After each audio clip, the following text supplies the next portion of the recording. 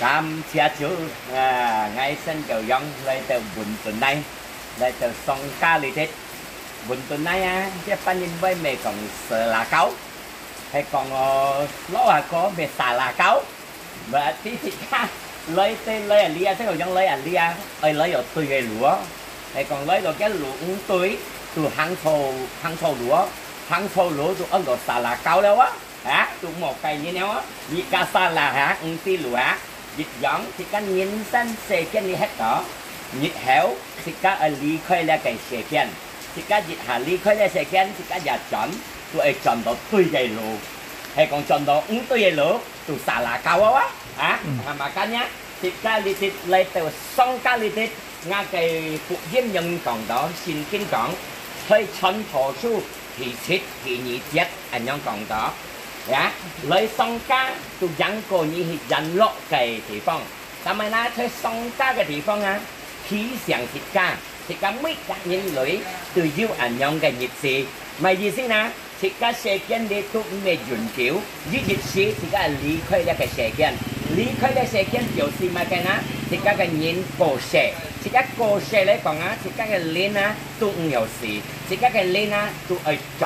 chọn à bên naต้องยันสิกาไอ้จำเทียนทองเหรอมาการยันท่านสิกาจำเทียนทองไงก่อนอ่ะจุ่มหมดซาลาหลัวจนซาลาหลัวตูซาลาเก้าcái phần nhìn bao giờ hảไอ้จำปั้นnhìn cái họ chọn到对cái lỗ thiên上帝睇下邊上帝耶穌講ngay tôi hay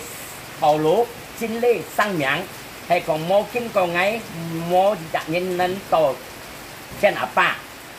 ở thiên耶穌嘅lỗสิกาchọn嚟到thiên áp ba所以天堂堂人班人睇耶穌嘅路，即個罪孽係先人，耶穌係即個嘅救主，耶穌係即個係上帝然後即個摩西世間你個時間越少，即個人能進到天八天堂嘅地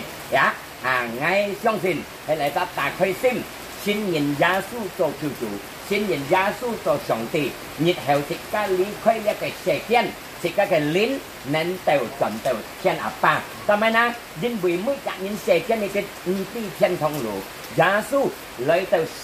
từ xe kiến thì thiên thông lấy từ xe kiến xuất là xe cái xe xuất cả, dân theo cái phần xăng vì là mới cả những相信cái啥, tại chiều tại ở đây xăng lũ, tại ở đây thầu lũ, hay cái xì liệu cái phần xăng cái to chọn thiên ca, mà cái này cái thiên giá số dịch thì cái chọn là từ thiên ca cái lũ ngay tổ cầu mới trả nhân như thằng ra cái thọ ta khơi